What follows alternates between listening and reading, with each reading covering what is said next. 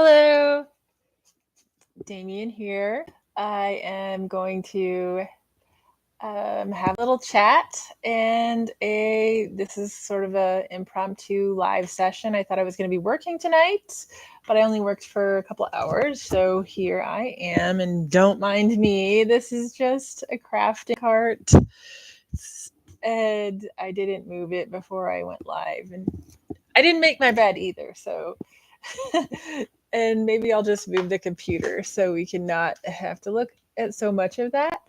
Um, there we go. Um, anyway, oh, there's a picture of my 14-year-old self in the background. Hi, my name is Damien, and I just thought I would come on YouTube and finally film. I'm sort of nervous about this. I have a lot of things to say that you wouldn't normally think about. And I usually don't um, do this type of content on YouTube.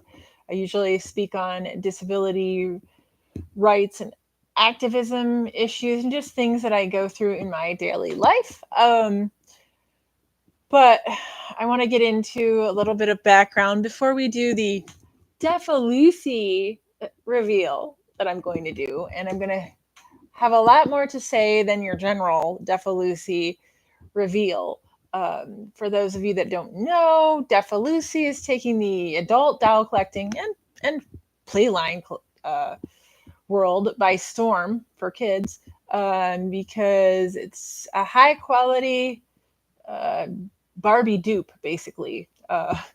The people keep saying Barbie's going to shake in her boots. I don't think so. I think Barbie has intrinsic value, and I don't think that it'll. I've always said about Barbie dupes is we can all just coexist, and they can be, Barbie's cousins or whatever. And people that know me are just going to be like, why the heck are you talking about Barbies, Damien? Because you don't, I guess you don't know my history, and I would have to like go into history in order to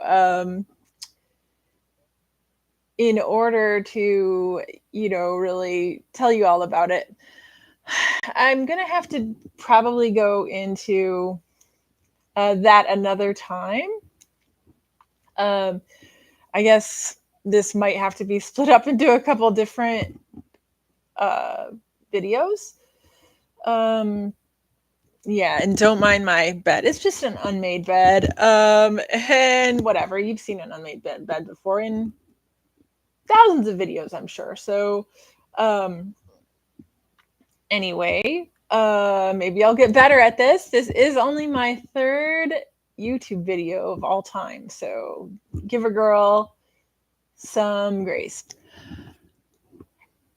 Anyway, I actually want to tell you a little bit about my background and how I came to doll collecting.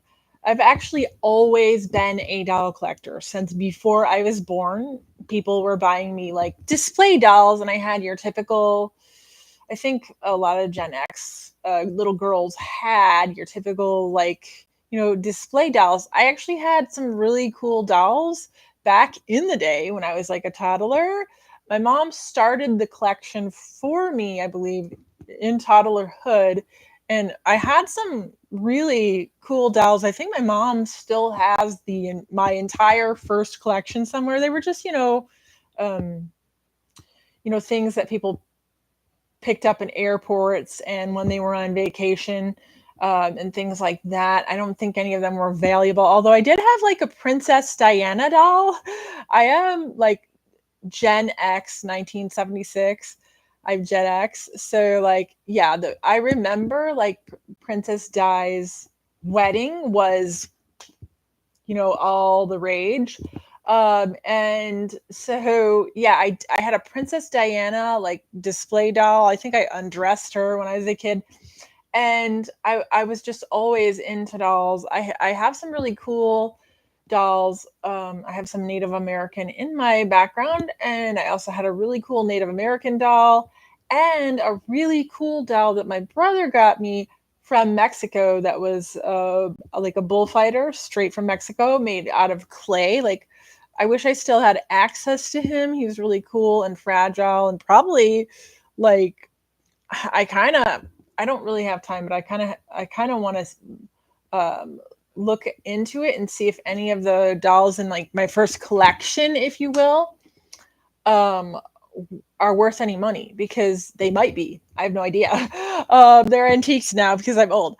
Well, then, as a result of sort of, low key, always sort of being into like collecting dolls and just toys of the era as well, I was really into that. I was really kind of an introverted kid, and I had a playroom, and I'd have my friends come over, and we just, I think kids of the 80s, latchkey kids specifically, like myself, got into, playing with toys quite solitarily, and maybe with a few friends in their room. So it's like, you always think about how everything is that's old is new again, and there's all this love of 80s toys and a resurgence. It always comes back around, and that's because they were so integral, I think, as a part of our growing up. I don't know about you, but uh, as a latchkey kid that sort of had to entertain themselves in my younger years, toys were very important. I'll get into why I'm a Barbie collector, and part of the reason I'm an adult Barbie collector is I feel like I'm sort of coming out of the closet for people that know me, you know, because you wouldn't really. I just recently sort of came out of the closet, but I've always been a doll collector. And a collector. I was a collector of mid-century modern furniture and design. So, it's just a natural progression. I've always been into 60s Barbie, but I could never afford her. I've always been into Eames furniture. I've owned a lot of Eames furniture in my life. I've sold a lot of Eames furniture in that sort of era in my life. Um, and and it's just been sort of a beautiful, complicated part of my past, actually. If you're not aware of the Herman Miller Company in Grand Rapids, Michigan, where I used to live, they're some of the iconic mid-century modern 60s furniture designers and sellers. They're an office furniture company, but I'll let you look up the history of Herman Miller at some other time. But how it ties into my love of toy collecting is um, they also have a line of miniatures that are really expensive. So now there's all sorts of, modern 1/6 scale. That's what Barbie is, 1/6 scale um, miniature knockoffs out there. And there kind of always has been since the 90s, really, since modernism always, again, modern furniture and design and art always comes back around. It's timeless. So, there's always going to be some version of it in the populace. And so I've always enjoyed, because I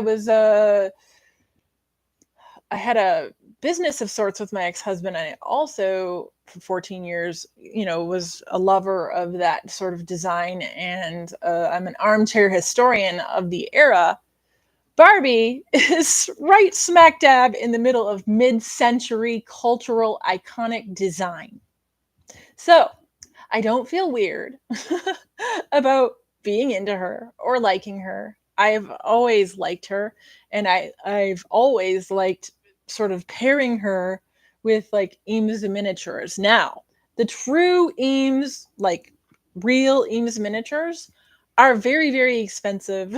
They're kind of ridiculous. They're amazing. They're like 1/6 scale um, furnishings, and I have a few that are sort of knockoffs that are absolutely perfect for Barbie. And my dream of my life is to like make a bunch of like modernist dioramas with Barbie in them. Now, I love mid-century and 60s Barbie just as much as I love the more contemporary versions of Barbie and some of the adult collector ones, like, the ones I lust after. By the way, this is for adult collectors. This is not directed towards children. The ones that I lust after right now are like the David Bowie doll, the Andy Warhol doll, um the Keith Haring doll. Um and so I have always seen my love of specifically Barbie doll, just an extension of my love of art and antiques. And I love 70s plastics as well. And Barbie is as 70s and plastics as you get. I am also someone who happens to have cerebral palsy. I usually make content about disability issues and disability rights and the lack thereof and representation. So, uh, it only makes sense that I would support a toy line that supports and is one of the most the most out front toy lines to have the most amount of representation, not only in different skin tones, different body styles, but also in different cultural styles, but also disability. You know, um, I think toys that represent differences are very important. We sort of forget about that as an adult. They're very important because when you can play with a toy as a child and you see either yourself or your friends in the toy, it explains the difference without putting it in the child's face or without embarrassing the child or making them feel awkward about something, a conversation that might be awkward. And I really applaud, I mean, okay, we could get into the problems that Mattel has caused, you know, uh, in the populace, either socially or culturally or environmentally, um, all day long. I'm not here. That's a different discussion, and I recognize that discussion, but it's just a different discussion that I'm willing to have today about consumption and consumerism and all of that. I'm not here to unpack all of that, but I recognize that that also exists, and um, why people are hesitant. But I also think that the larger conversation is the fact that Barbie is doing so much representation.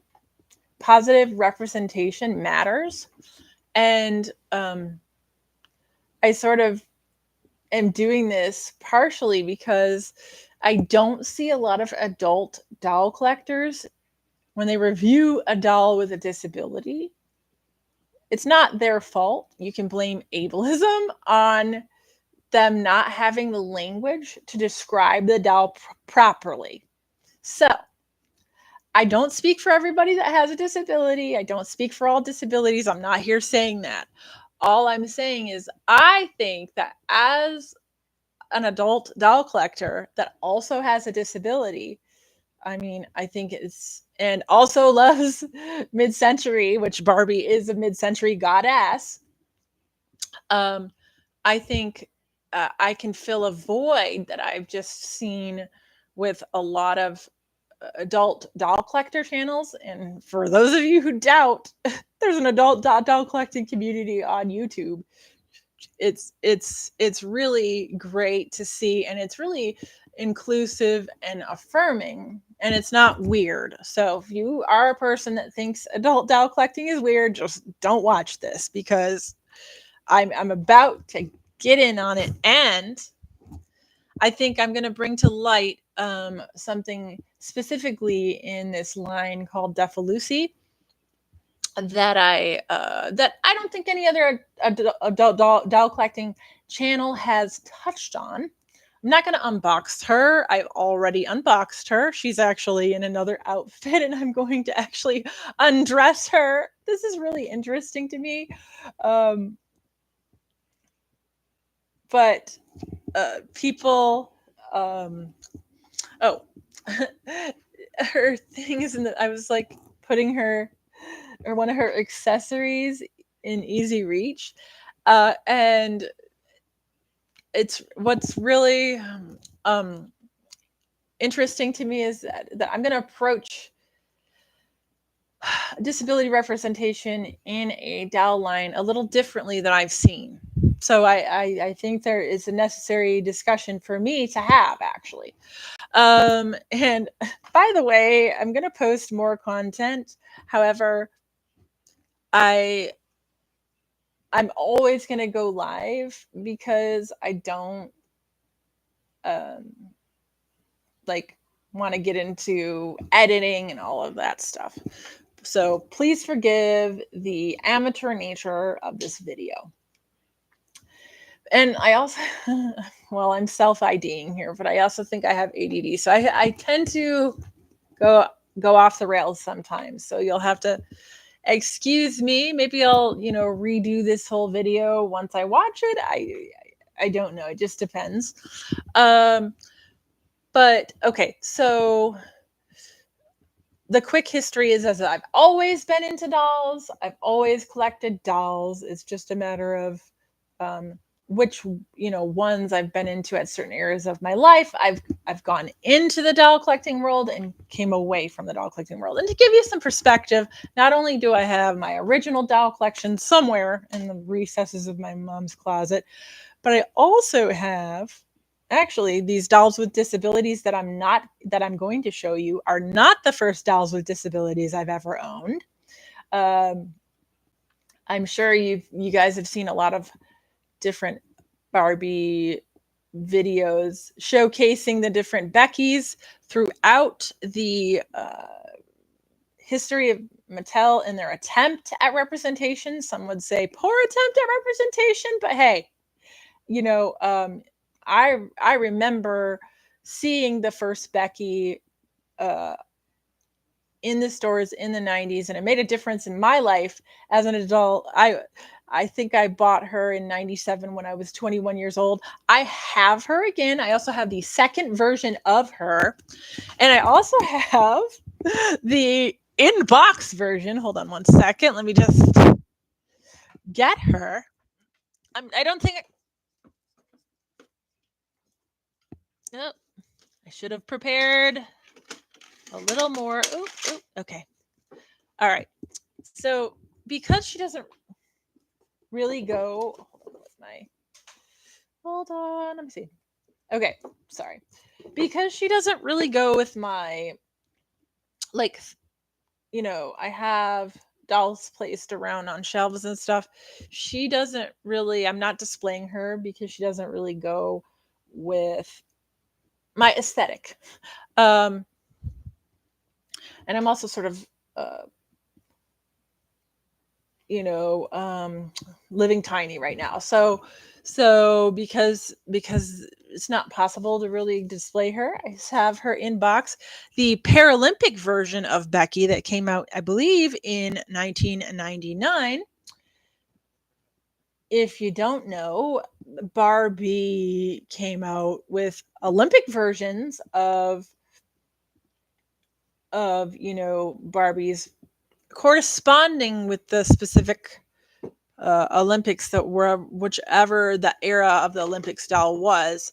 So they started coming out with Paralympic Becky. Becky is the friend of Barbie's, the first, as far as I'm concerned, she's a disability rights icon.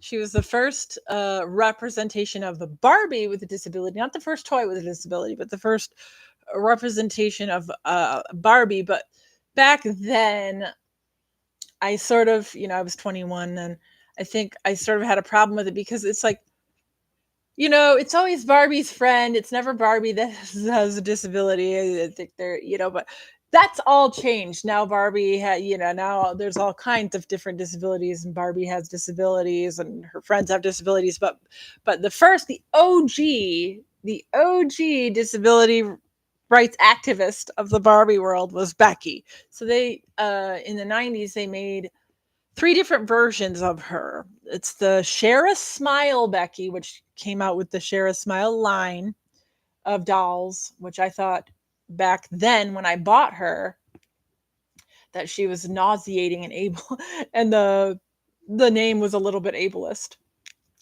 And then they came out with the I'm a school photographer Becky. Actually, back in the day, I remember because, okay, I bought the original Share a Smile Becky with the pink wheelchair um, when I was working at this job that was like next to the mall. So I would always have to walk to the mall to catch the bus home from my job.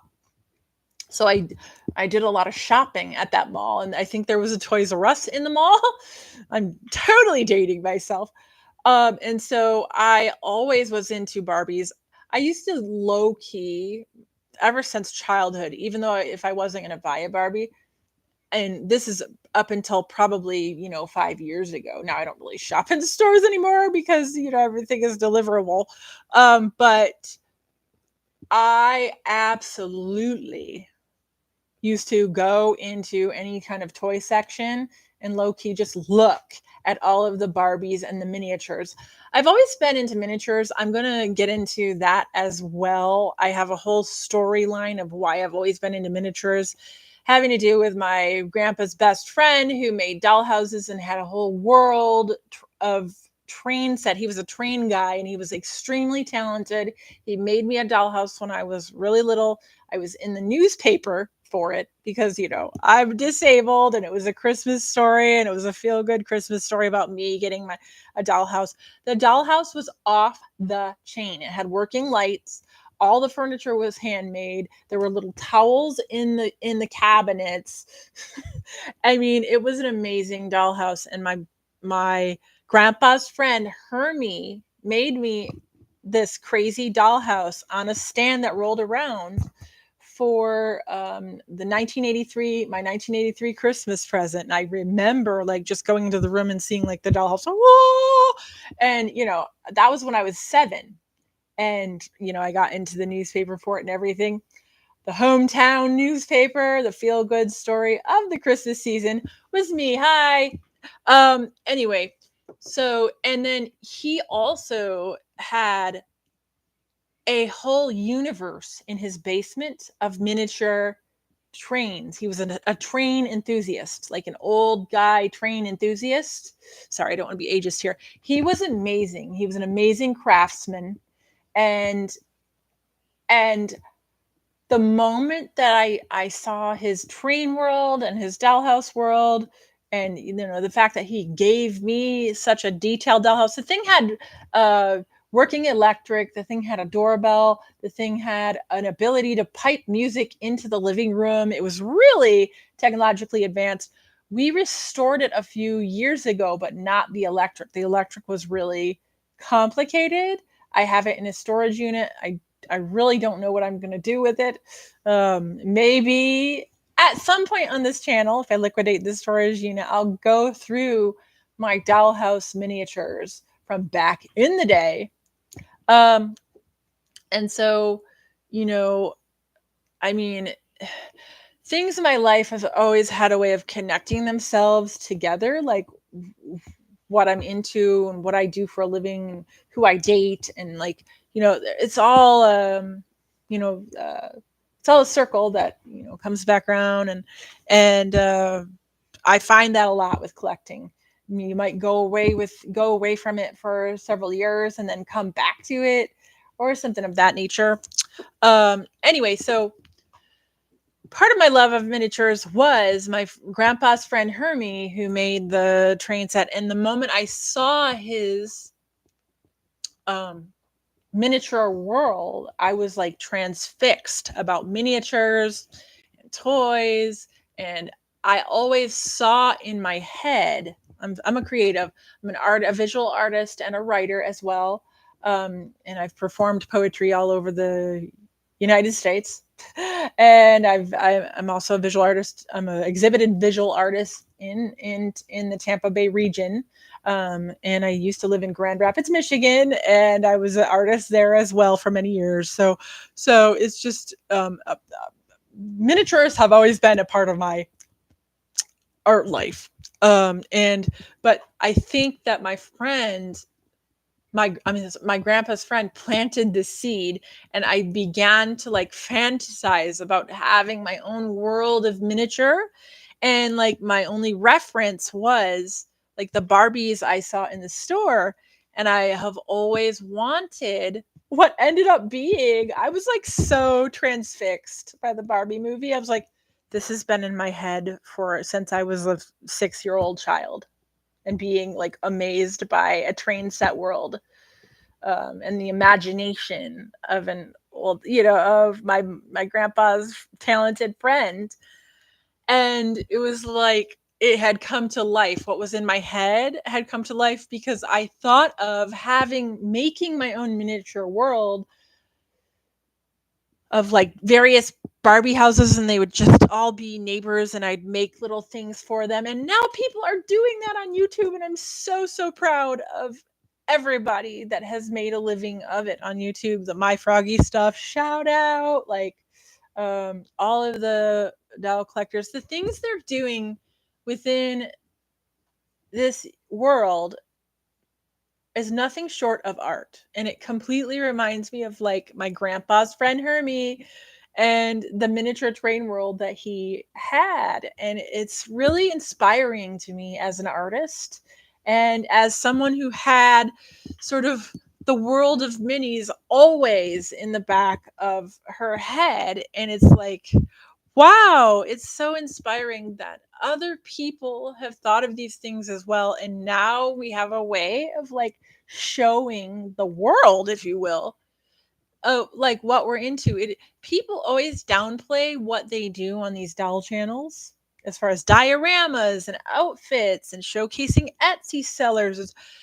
People I always find it amazing that people downplay the level of art and talent that it takes to make a channel of that nature.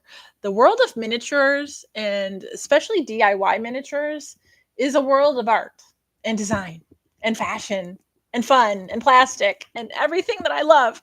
So it's only fitting for me as a person with disability to have a channel that sort of also showcases my collection, as part of my disability rights work. I really do think it could be something, even though I'm probably going to look at this and go, oh my God, why did I show my bed? Why did I show my crafting cart? All of this kind of stuff. But anyway, yeah, Becky's in the box. I guess you could say that I'm more of an out of box collector. I'm like, well, I didn't just get her to look at her. I got her to like, take out of the box and put her in different scenarios and stuff. But yeah, I just don't. I'm sorry, Becky, but there's we don't have room for you. I'm being ableist. No, I'm just kidding. No, but like she just doesn't go with my theme or aesthetic, but I guarantee you I'm going to be able to sell her if I need to for more money than I pay for her. So, you are an OG. You are everything. Becky, Barbie's friend Becky. She is a para Olympian. And okay, I have beef, and I'm not going to call out the specific YouTuber that did it because I know it's not their fault.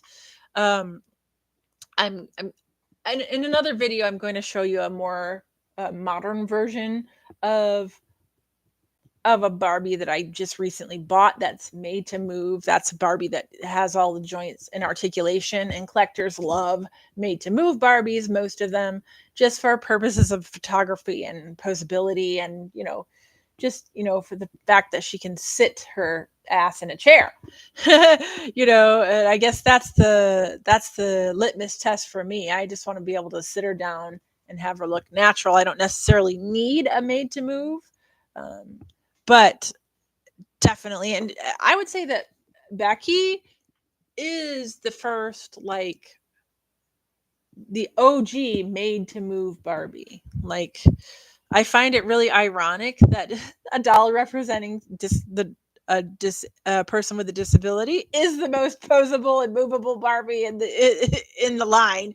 But hey, it is what it is. I think it furthers the cause because adult doll collectors, and may I say thank you to the adult doll collecting community. They've really pushed for more Barbies that are in a wheelchair because those Barbies are made to move and they're just really versatile, you know. And I really think that the adult doll collecting community at large have pushed Mattel to make more examples of these Barbies, even though they attempted to in the 90s. The Barbies in wheelchairs were um, so successful, but then they epically failed, uh, and they discontinued them because none of the other, and this is like art imitating life, none of the other toys or accessories in line were accessible to Barbie's wheelchair or Becky's wheelchair. So they discontinued her rather than making room, they discontinued her. But I think with what they've done in the last, 5 years, they've made up for all the missteps that they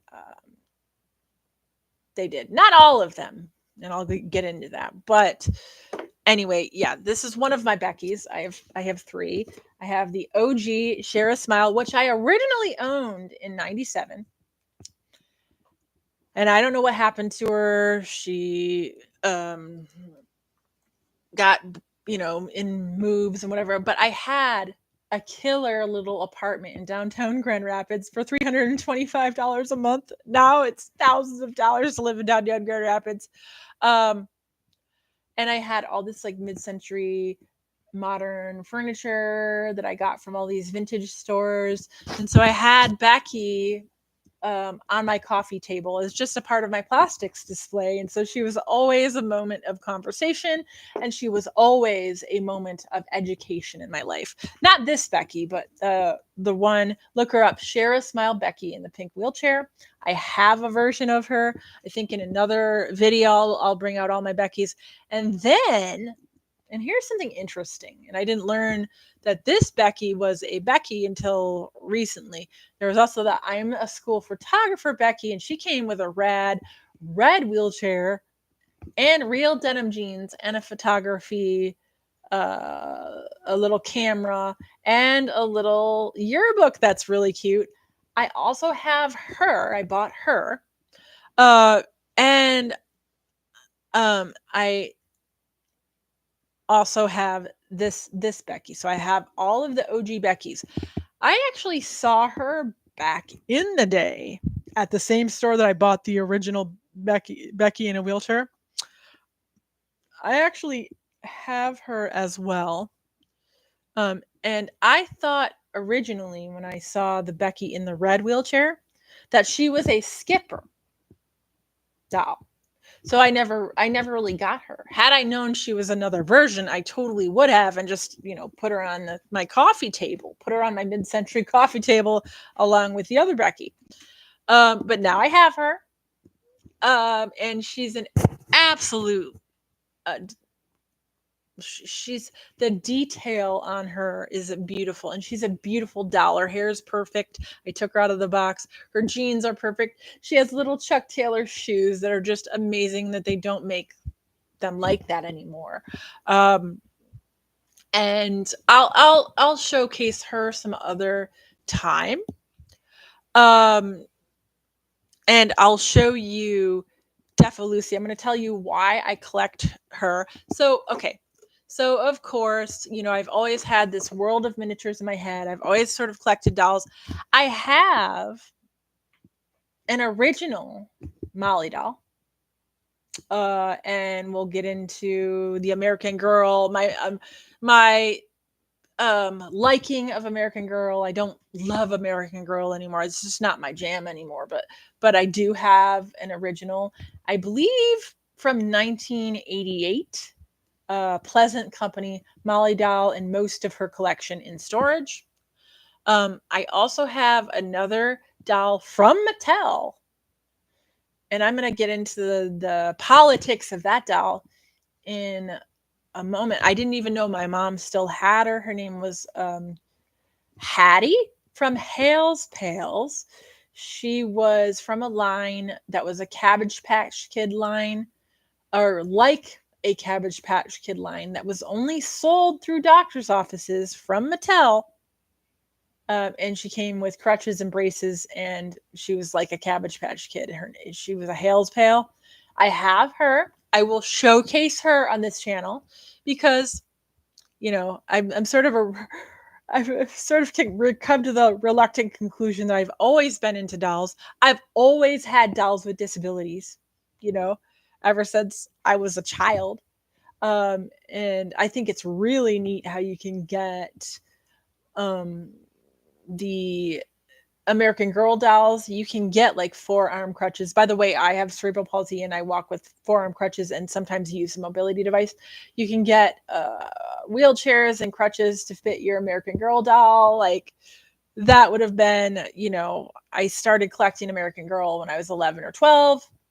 Bought her with my own money. I saved up and bought her. And that was just a really special and iconic doll line as well. And what they did for representation in the 90s was pretty awesome, in my opinion. Anyway, I have an original doll, Molly doll. She's worth some money, so she's in storage. Anyway, so yeah, this is the Becky. So, I think, and then essentially, people think that like I'm like everybody else right now that has fallen for the marketing of the Barbie movie. And did I like the Barbie movie? Did I love the Barbie movie? Yes. The scene with all the dream houses. That's what has been in my head for many years. And I was like, how are they like in the recesses of my like ADD mind with like showing what I wanted to do, like make a scene with several houses and then like, take photos of it. Like that opening scene where the Barbie universe is in that movie. And it's like, this is what has been in my head. I don't know, call me crazy. But it was really amazing. However, the disability representation was a little bit lackluster, which I'm not mad. I'm just a Gen Xer. I'm just like a normal progressive. I'm not like some weird, crazy, like you didn't, that's so ableist, blah, blah, blah. I'm not going to get into the politics of that. We could make this channel political, but I really don't want to, because I just want to have fun with, talking about doll collecting and representation. What I was gonna say about this like Olympic version. Now they have them.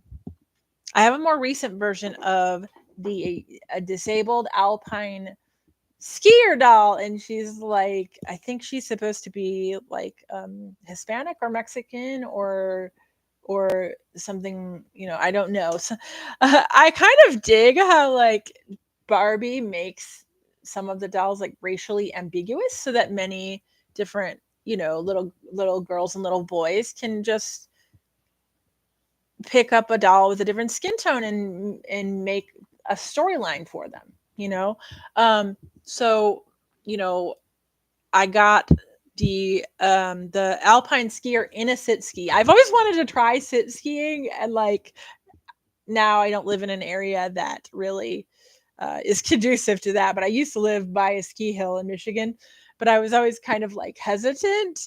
So yeah, they have this doll, and I'll show her on this channel some other time. They have this doll with the like the adaptive skis. I was really amazed at like what they are doing now with the accessories and like how they get it so right. And I'm not going to say the YouTuber's name because I love the YouTuber. I do. And I do think that this is partial ableism. I find that a lot of seemingly able-bodied YouTubers that do content on the new, if you will, disability representation in toys, they don't have the language to describe the doll properly. Because I saw them shopping at a store and they picked up the Paralympic skier and was like, oh, look, it's the Special Olympics. Yeah, not this style, but a more modern version, because I think now they just come out with They don't really. I don't. Well, they have Olympic dolls still, and they have Paralympic dolls every time the Paralympic, because the Paralympic mirrors the when the Olympics come out, there's a Paralympics game. So um anyway, this YouTuber said like, "Oh, there's this special Olympics doll," and I like screamed at the TV. I'm like, "Oh my god!" But like, I didn't. I wasn't gonna stop watching the YouTuber or like comment on them or whatever, because I know that they're not disabled. They weren't taught about the difference between the Paralympics and the Special Olympics in school. Nobody has bothered to teach disabled history.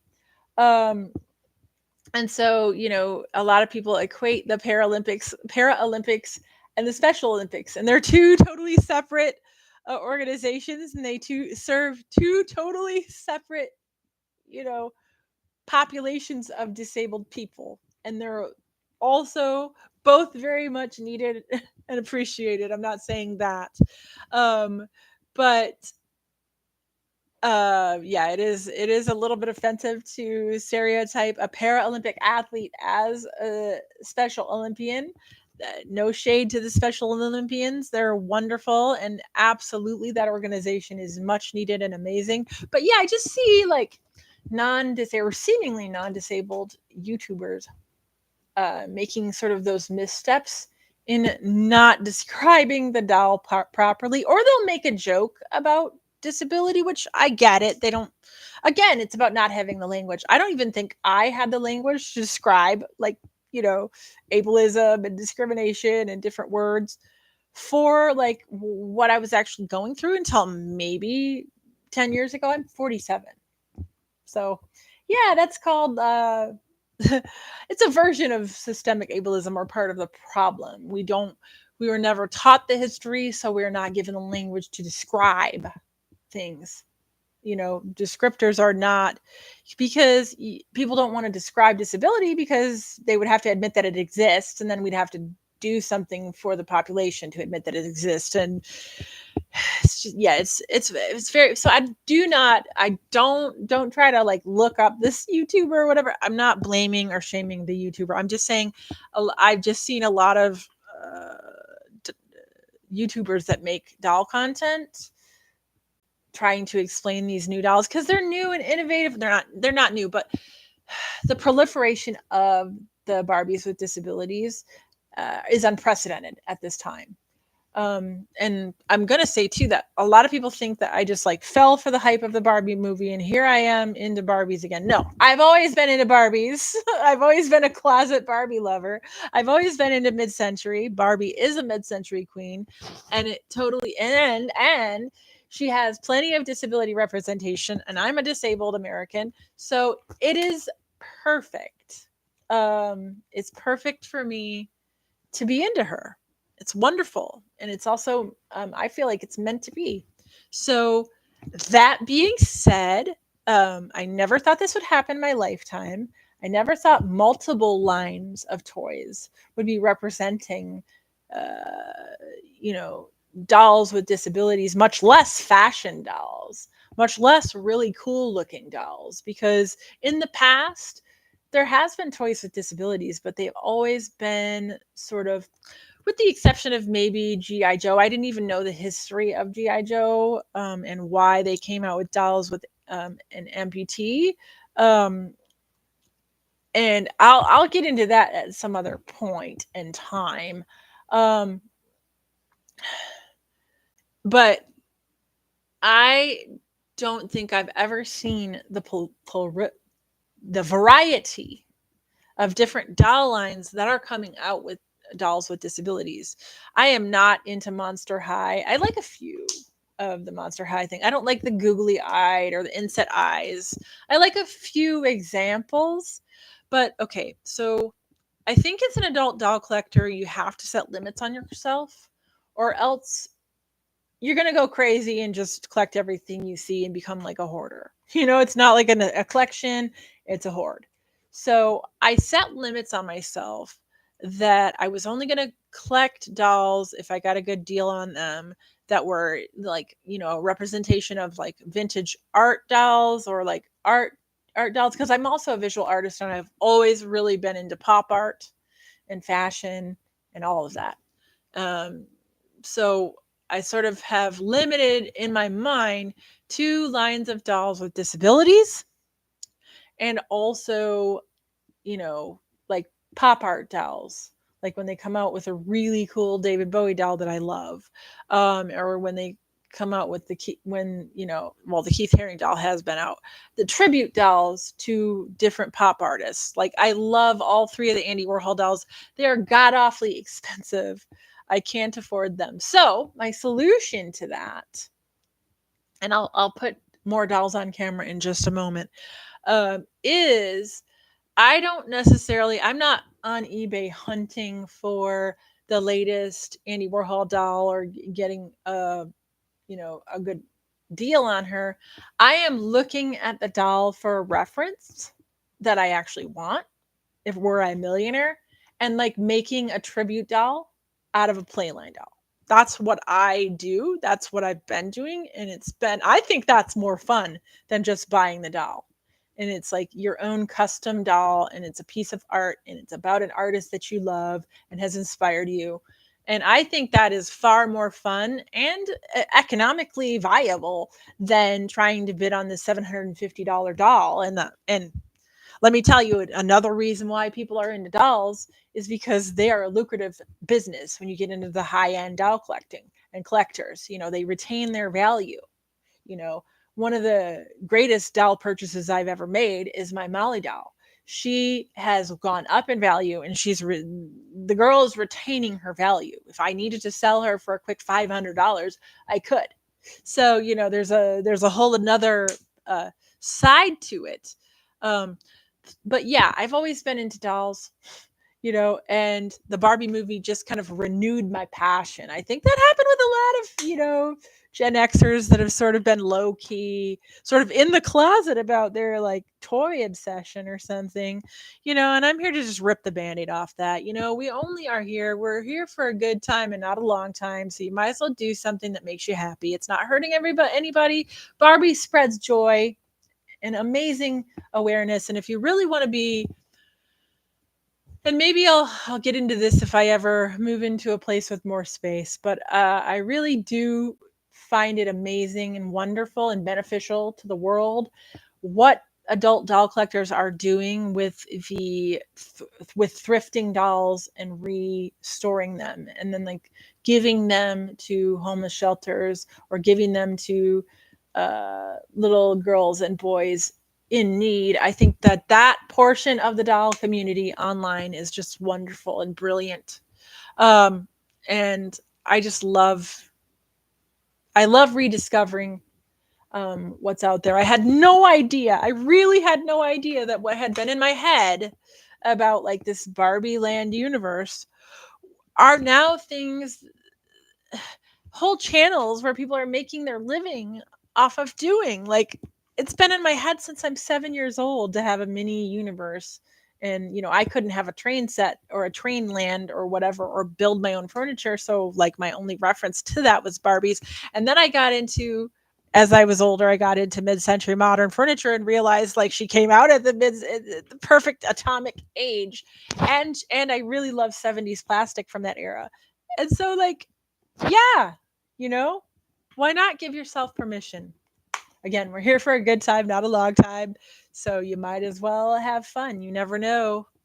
You might as well do something in your life, whatever it is, a hobby, volunteerism, or whatever it is that spreads joy, brings joy to you, your loved ones. Go for it. And don't let others discourage you. People will just be like, why do you do that for? What are you going to do that? You know why? Because I can and I want to and I love it. And it brings joy. And it brings joy to other people. And the representation in a toy line specifically is educational, and it matters. It matters. It mattered to me, when I was a kid, definitely. And I thank God I had a mother that sort of like sought those very few and far between opportunities for toys that affirmed me. um, out.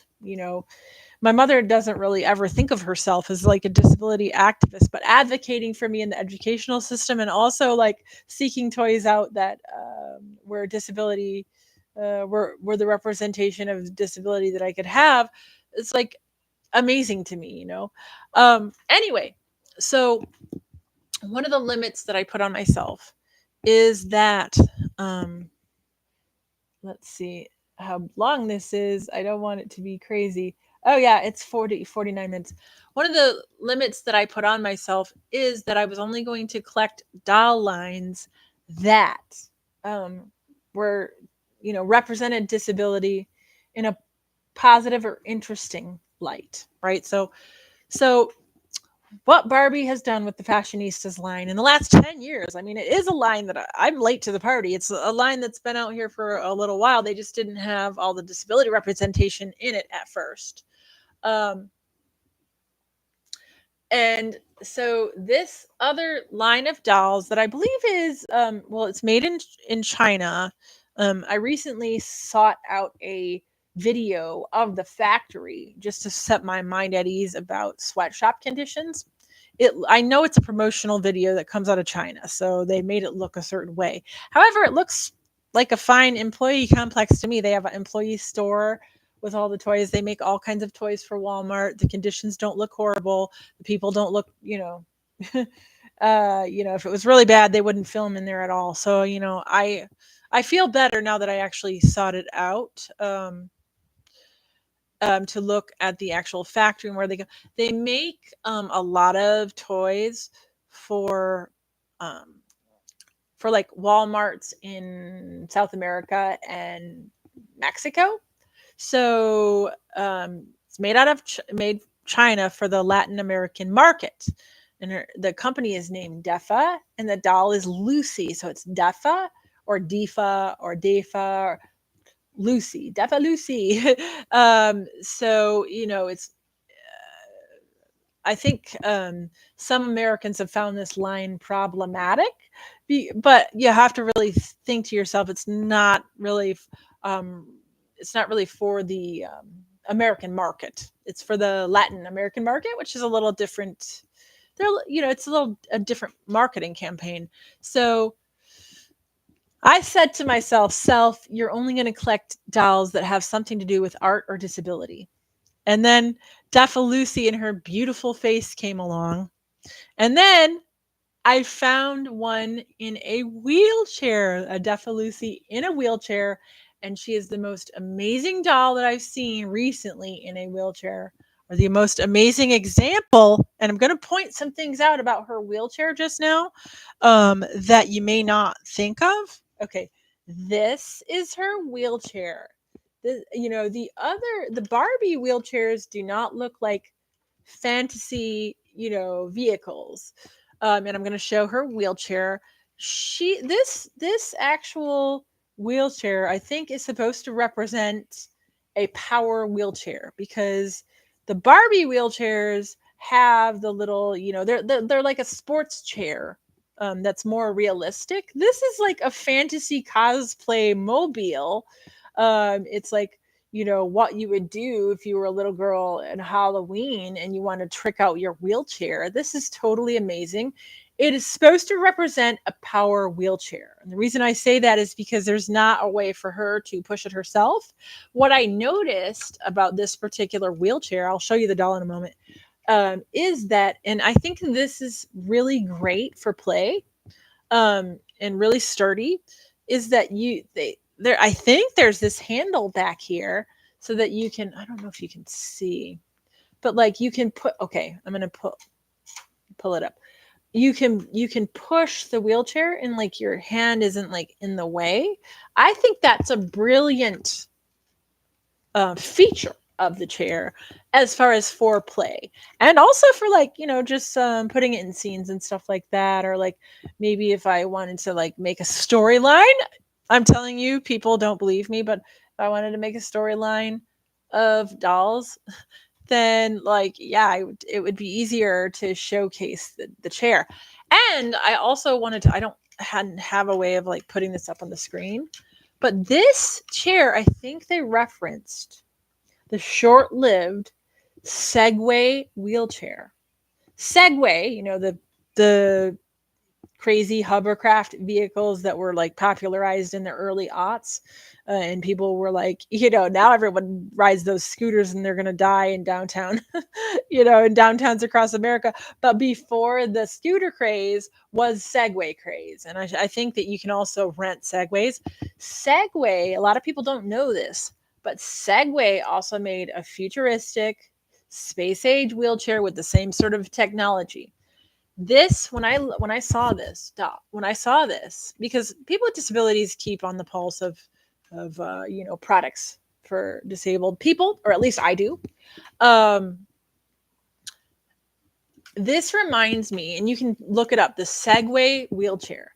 I don't know if it was ever produced, but the pictures of the Segway wheelchair, this is what it reminds me of. It's completely futuristic, and I love this wheelchair. The only thing that I would change about it is if you're going to represent it as a power chair, and I might do this. I might do this. I might put a little joystick, or just a little joystick, and like have the doll like hang, like she's using the joystick to steer her chair, because there's really, she's just kind of chilling. Okay, now I'm going to and then, I also wanted to show another thing, before I don't mind that little crash. It was just a soda can that was on my craft cart. But I also wanted to showcase another thing from the packaging. Like I said, I'm not going to unbox her. I hate unboxing. Okay, so I want to point out, this is the back of the package. It says, "Fashion girl, be yourself, fearless. You are my sunshine." I have a connection to the song "You Are My Sunshine" as well. So when I, in toddlerhood, which that'll be another story time. This video is already an hour, but I wanted to just point this out. And I don't think, I mean, unless you're disabled, you wouldn't even catch this. I don't think. Maybe you would, but okay. In the box art, she is standing, hanging on to her very awesome wheelchair. And I think this says something. And I really applaud this company, Defa Lucy, for understanding this about wheelchair users. Some of us are part time wheelchair users. Some of us can get up and walk in outside of our wheelchairs, and we actually use the back of the wheelchair as a mobility device. Like, more of us do this than you would realize. I always find it really amazing when I'm using a mobility device, because I use scooters in the store or whatever. Um, I use scooters in the store, and I've used a wheelchair on and off in my life when I've owned them. I actually have a scooter in storage right now. Um, and I always find it amazing in public when you just get up out of your chair. I don't know, you're putting it in your car, or you're, leaving it at the grocery store, and people are like, "Oh my God, it's a miracle." Like, what? No, this is not like divine intervention. I didn't just start walking 5 minutes ago. I can walk. You don't necessarily have to be like, I'm going to say a bad word, wheelchair bound to use a wheelchair. A wheelchair is a mobility device. People use it in all sorts of different ways. So I really applaud this company. I was really surprised and delighted when I saw this box art. It's such a small thing, but yeah, she's being represented as someone who's a part-time wheelchair user. And so, I mean, a lot of wheelchair users across the world are that way. They use a wheelchair sometimes. And I think it was really great, because I think that's important for kids to see that, like, you know not everybody in a wheelchair is a quadriplegic. I mean, not no shade to them. I mean, a wheelchair is a help, no matter if you have to be in it 24/7 or 10 minutes a day. It's still a help. It's a helpmate. That's all a wheelchair is. um and any way that you use a wheelchair is valid. you know um So yeah, it says fashion girl, be yourself, fearless. You are my sunshine. When I saw the You Are My Sunshine and it was referential to my childhood, I was like, oh my God, this is like fate for me to have this doll. But yeah, she's here. She's beautiful on the box art. But low key, I wish she came with the thigh highs. She doesn't. But anyway, so now I'm gonna show you the doll, and then I'll put the doll in the wheelchair, and then I'll end the video. And actually, I need to get her dressed in her actually original outfit because since buying my first Defa Lucy doll and turning her into a tribute Keith Haring doll, and I'll show that doll at some other point in my channel as well, turning her into a tribute Keith Haring doll. Um, I rebodied her onto a made to move Asian doll. Thank you, my froggy stuff. Shout out. By the way, that woman is so talented. I love her. My froggy stuff. And anyway, so I'm going to show you the Defa Lucy wheelchair user doll. Right now, she's in one of my other Defa Lucy girls' skirts, and she has a little um um one of those little fashion capsule purses. I forgot what it's called. She's got a laptop in her bag, but I'm going to take it off. Sorry, I'm going to have some doll nudity. I'm going to organize this a little more. And this is, wow, this video is long. I'm going to end up editing it probably. It's an hour long, but let me just, okay. I'll go over all of my other collection. I also like making like weird, ironic dolls. Like, okay, I have to show you this one. Like, this one is a made to move on the with the Millie face sculpts. All right, so I do call center work at home. So, so this is. She's got little Uggs on, and she's got a bikini top and a little skirt and a winter jacket, and she's got her Starbucks, and this is disgruntled call center worker remote edition, winter Florida edition. She's got her Starbucks, she's wearing a bikini and a winter jacket, it's happened before, and her little Uggs, and she's living her best life, and she doesn't care that you don't like that she goes to Starbucks because she needs a break from these dang calls. Okay, her supervisor wants to fire her. She already got written up. They already sent her an email. She's livid. She's on the phone with her supervisor right now. And this Starbucks is the only thing that's keeping her from like logging off and screaming that she quits this job and take this job and, you know, stick it where the sun don't shine. So this right here is, she's got her Uggs, her bikini top, and her little fuzzy jacket. This right here is disgruntled call center worker Barbie, Florida winter edition. Yes, with her little Starbucks. She will stay on the clock if you need her to and make a run to Starbucks, taking calls from customers the entire time. She will make a Starbucks run for you if you need her to. Wait a minute. Okay, she's got to go take more calls. She's got to go pretend to be at work. Otherwise, she's going to get fired. She's disgruntled. She's almost not going to take it anymore. But yeah, this is the bikini from one of the Barbie fashion packs. I'm not sponsored, by the way. And again, if I did make this disclaimer, this channel is for adults.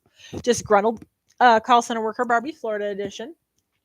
Okay, and so now let me show you. I stated that I like modern miniatures, and like, you know, people are into like modernist furniture miniatures all apart from Barbie.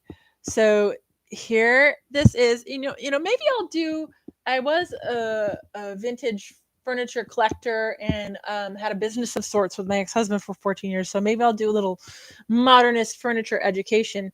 This is a knockoff of an iconic design, I think manufactured by Knoll or Herman Miller, designed by Werner Panton. This is the Panton S chair, and it was manufactured I'll have to look this up, but it was manufactured from the, I believe, the 60s and the 70s, and you can get redos of it today. The the Herman Miller version or whatever, the official miniature is about, I don't know, probably $100, right? But they make complete crazy knockoffs, um, and you can get these all over the internet for, this one was probably like $10. But yes, I had a real life sized one um, in my apartment for many years. It was green and I put my phone on it. I'm dating myself. I had a phone in my apartment. Yeah, I put my phone on it. But yes, I love pairing Barbie with and other fashion dolls, not just Barbie, but other fashion dolls, because we can all live together in harmony. Um, with modern furniture, because look at, I mean, it's just perfect. She is a mid-century modern girl and she's living in a Barbie world with her little furniture. However, oh, I'm letting the cat out of the bag with this doll, and this is not the doll that's in a wheelchair, but this is another Defa Lucy, because these dolls are so affordable. You can get them on Temu, and you can get them on Sheen. And I know the politics of that is abhorrent. I that crap is not lost on me. It's just, that's a whole another debate and discussion about consumerism, capitalism, and consumption and workers' rights and all that. And I don't. We're not having that discussion. You can't live in a you can't live in this consumerist world and escape any of that. We're all guilty of that at some level. But yes, this one, now she came with two little braids off of her. She has little space buns. I mean, this doll is amazing. And she's in a Star Twins Barbie t shirt, which I love, Sereno. And I'm going to make her into a, Sanrio. Sereno. Sanrio. I love Sanrio. I'm like one of those people that scream at the YouTube, like Sanrio, and then I mispronounce it. Sanrio. She's in a little Barbie Star Twins T-shirt. It's so cute. I love it with her blue hair. She is wearing her cousin's um, skirt because it just goes so well with the outfit, and the little backpack that came with the doll, in the wheelchair user doll. I sort of don't like these little non-functional pieces of plastic. They're kind of unnecessary. If you're going to make something out of plastic, make it functional, make it usable, or something of that nature. I wish it kind of opened up a little, even a little bit, would be nice. But I'm going to take the skirt off. And then, of course, I've got another Defa Lucy doll that I'm going to turn into a Piet Mondrian tribute doll. And I got her because she really does look like the original um, Yves Saint Laurent Piet Mondrian tribute. I mean, her facial sculpt is like nearly spot on. And I'll show you what I do to make tribute dolls really cheaply in some other video. But right now, this video is way too long. And I'm gonna. Oh.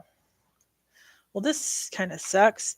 I'm trying to get this skirt off of her with her boots still on. Oh my god. Okay, I can't. All right. Oh, yeah, here she goes. Okay. All right. So, I'm trying to get this skirt off of her. All right. All right. So, let me get this skirt. Let me put her skirt. I mean, she's just amazing. When I saw this doll, I was like, "Oh my god, I cannot believe they're making a doll like this." It's you know what this doll reminds me of?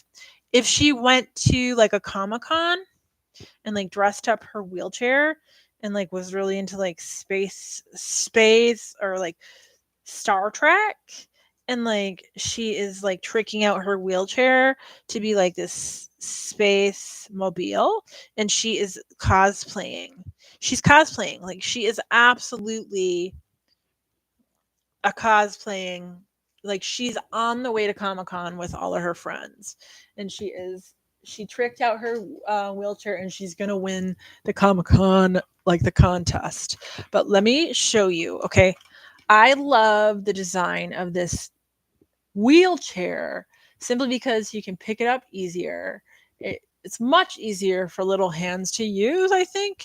And it's got the bracket just like the Mattel wheelchairs do. Back in the day, Becky didn't have that bracket and she'd fall out of her damn wheelchair all the time.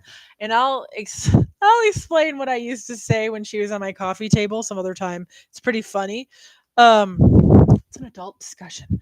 But like, okay, so let me put her in her in her chair. Come on, get in there, get in there. Oh my God, here she is. Okay, okay, you saw her little backpack or whatever. But okay, this is the first doll that I've ever had in my renewed collection that I just, I don't care if she stays in her original outfit and like this all the time. She is fabulous. I mean, she puts the F in fabulous. Like, I am serious. She is a wonderful example of a wheelchair user fashion doll. And I don't want to change anything about her. People love to take down this hair and restyle it. I don't want to. I think that she's wonderful. And like, oh yeah, you can flip the little footrest and there she is.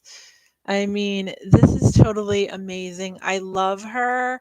I love how she just looks fabulous and everybody wants to be friends with this girl. Everybody wants to know who she is. She's an it girl of the moment. I mean, look at these boots. I wore these boots in the 90s. I absolutely did wear these boots in the 90s. Look at these boots. They're freaking fabulous. They're amazing. This is to date the most fun representation of a fashion doll in a wheelchair that I've ever seen. No shade to Barbie. What you've done is amazing. But this doll will give you a run for your money, Mattel. But like I said, I think they can coexist just fine. There's always been dupes of Barbie, and happens to be a beautiful one. I mean, I just think that it looks I mean, I love Star Trek too. So like her vibes, her little earrings. People complain about these little earrings. They're little spaceship themed earrings, and her vibes are like mid-century plastic fantastic, like total pink colors. I love pop art. So yeah, this style speaks to the pop art side of me as well. And I just think she is fabulous. Defa Lucy, she's available. I got her on Shein. Um, I think for like $20 or something. And you always want to look at the prices daily because they change on like Temu and Shein. I hope that she comes to Amazon or some other platform soon for people. Because I understand the politics of shopping at those places is sometimes problematic for people, even though Amazon does its sources from the same type of places sometimes. But but anyway, uh, yes, she's wonderful. I applaud this toy line for doing this. I can't believe what I'm looking at. I never thought I'd see this level of representation as a person with disability in my lifetime. I know it doesn't seem important, but it really is. Anyway, this video is an hour and 13 minutes long. Nobody's going to watch it.